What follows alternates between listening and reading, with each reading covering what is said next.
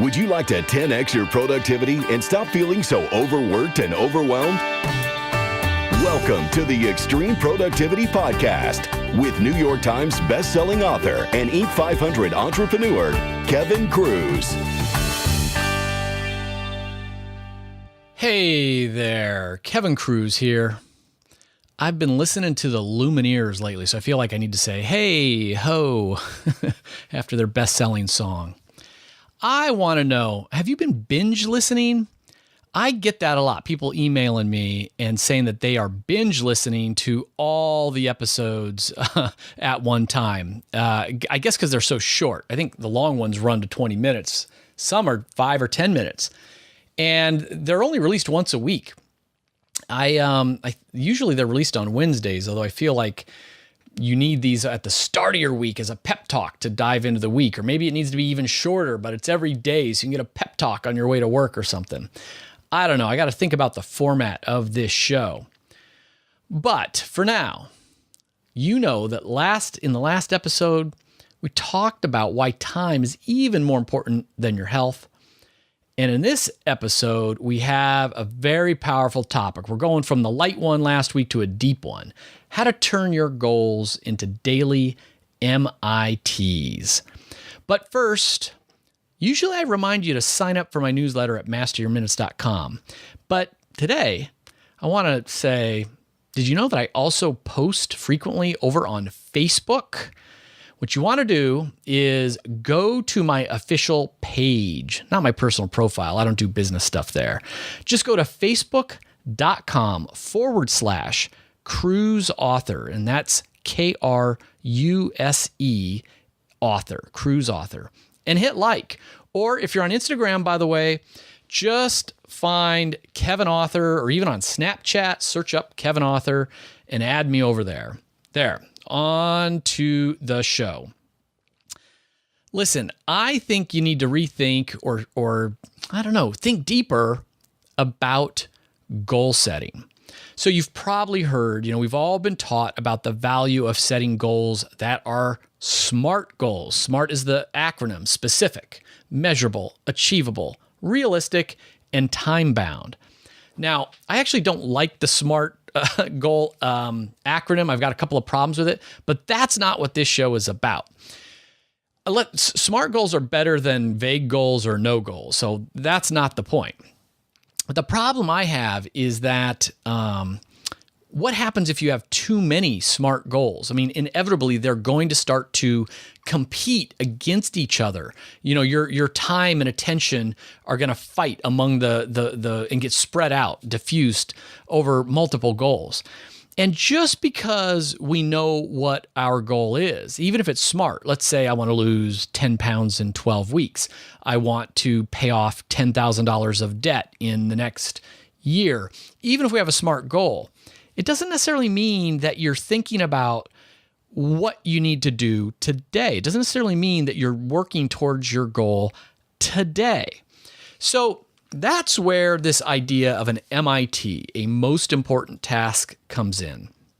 Now, personally, I like to have 3 primary goals in my life: health, wealth, and relationships. It's arbitrary. I know that my focus would be stronger if I only had one goal. But I also learned the hard way, primarily when I was in my 20s and early 30s, and money was my only goal, that, you can achieve your goal, but then have regrets because of how out of balance your life becomes. The state of my health, the state of my marriage, all the things that suffered because I was obsessed with only one goal. And, similarly, too many goals will mean you're not going to achieve any of them. You're just not going to be able to focus. So for me, my magic number is 3, and I pick health, wealth, and relationships. Yours could be different. But what I want to talk about is, moving from one or more SMART goals into how do you become mindful on a daily basis about it, what you're going to do, knowing what your most important task is, your daily M.I.T. And when you have a daily M.I.T, that's when you're going to experience breakthroughs in productivity. You won't notice it on a day-to-day basis because it's so small. You only worked on your MIT, for 15 minutes a day or only an hour a day, hopefully someday 2 hours a day. But then all of a sudden, everyone will be like, whoa, you just wrote that novel in, the last 9 months. You just paid off, that debt in the last 12 months. Holy shamoles, you got 6-pack abs in 90 days, even though you were only doing one little thing each day. So here's an example. Let's say I've got a big, hairy, audacious goal known as a BHAG, B-H-A-G, that I'm gonna be earning $1 million a year in passive income, not active income, but passive income, and I want to hit that goal within 4 years. So I like BHAGs because they're so huge. You got to set them a few years out, of course, but they provide motivation. As long as you think it's realistic that you can hit it, well, then a BHAG is going to help you to jump out of bed early every morning because, you're changing the world. You're changing your life. You're living large. People don't generally have a motivation problem. They have a too small of a goal problem or no goals problem. The business guru Jim Collins once told me that a BHAG should have like a 50-50 chance of happening.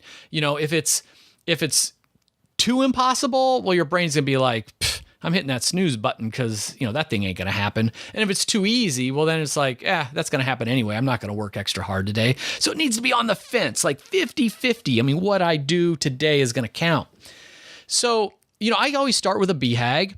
But then the second step is I would take that BHAG and I'd break it down into annual goals, something that's a little closer and smaller, like a stepping stone. So if I want to have $1 million of passive income in 4 years, I would probably say, okay, after year 1, I want to have achieved $250,000 in passive income. Now, that's kind of an arbitrary number. Logically, I could make a case for it like, well, if I can get to 250 in year 1, then I just need to add another 250 grand each year and I'll be at $1 million in year 4. I just need to repeat whatever I did in year 1.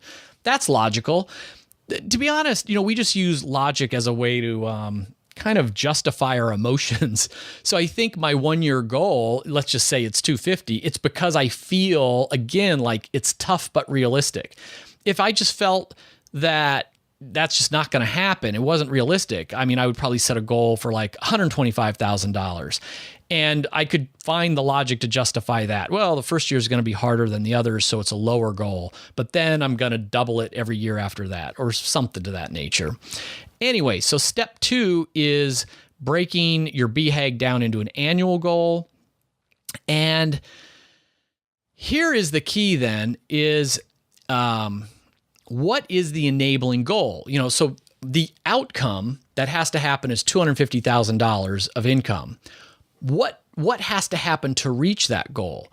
Now, in my own case, it would be something like, okay, well, this is passive income. So I need to write a book and like publish a book that I'm just going to earn royalties on forever. And I'm going to, once there's a book, I could turn it into a podcast and maybe I could sell sponsorships on the podcast, which I'm not doing, but I could get passive income that way. And I could turn the book into an e-learning program and sell people, e-learning courses while I sleep because they're just going to be automatic courses. So all of a sudden I've got these other goals of how I'm going to achieve. They're called enabling goals, milestones to the annual goal. And then the fourth step would be my daily most important task, my M.I.T.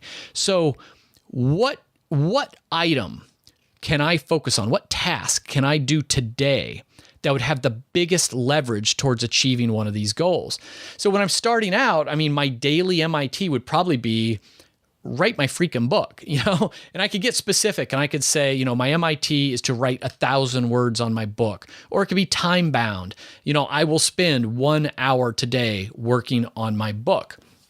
But while your BHAG, is only going to change every, 3 to 5 to 10 years, and your goals annually, might shift year to year, your M.I.T. can change much more frequently. Because think about, again, today, my big M.I.T. might be to write the book.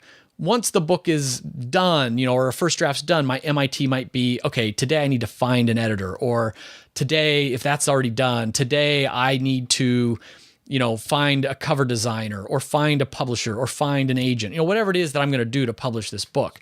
Once the book's out, my MIT might be reach out to podcasters to see if they want to interview me so I can promote the book.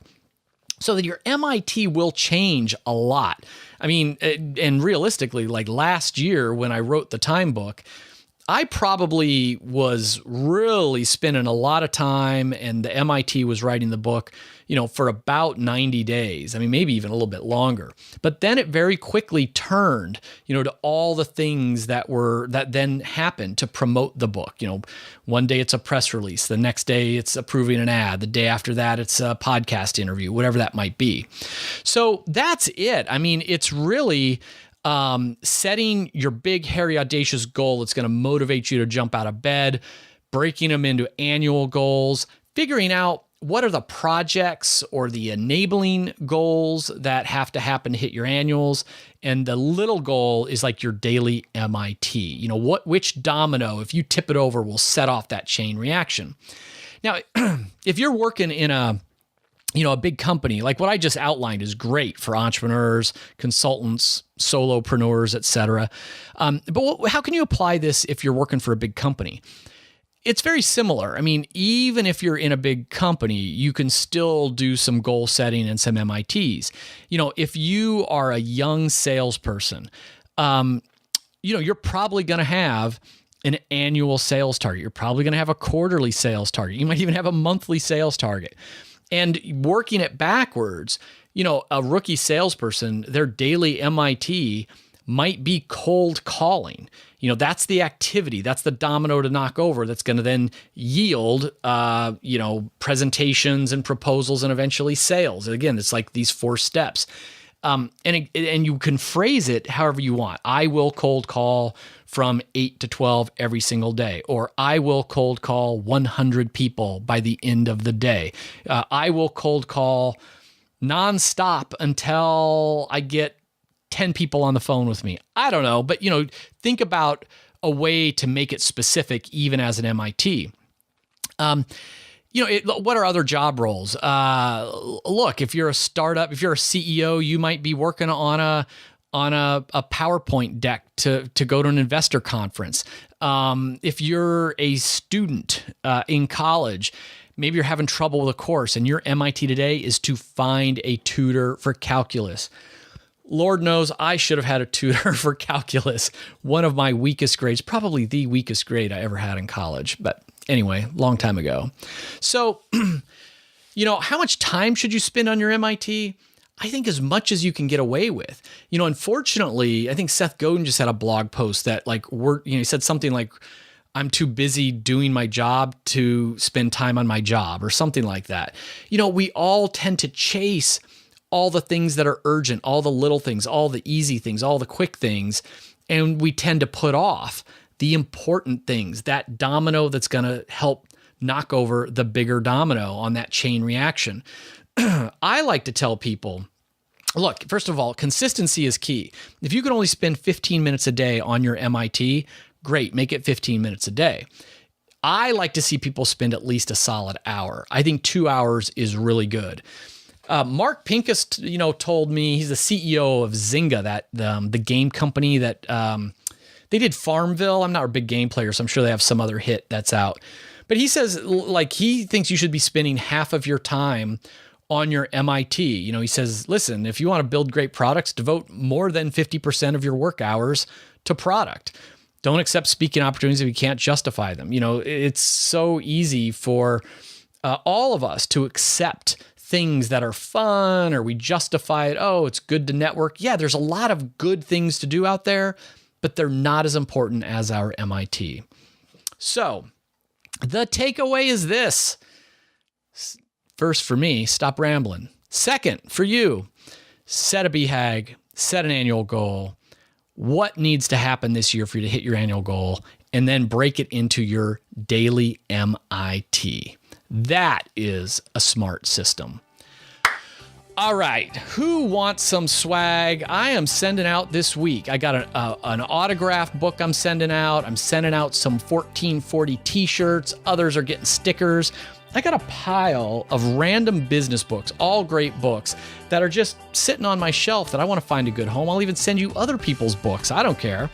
All you need to do is 2 minutes. Go onto iTunes, search Extreme Productivity Podcast, and spend 1 minute leaving a 1-sentence review, honest review. You know, if you like it, great. If you don't like it, that's fine too. Honest review on iTunes, and just shoot me an email, kevin@kevinkruse.com. Let me know you left a review. I'll send you some swag if you give me your snail mail address. Until next week, please remember, we need to master our minutes to master our lives.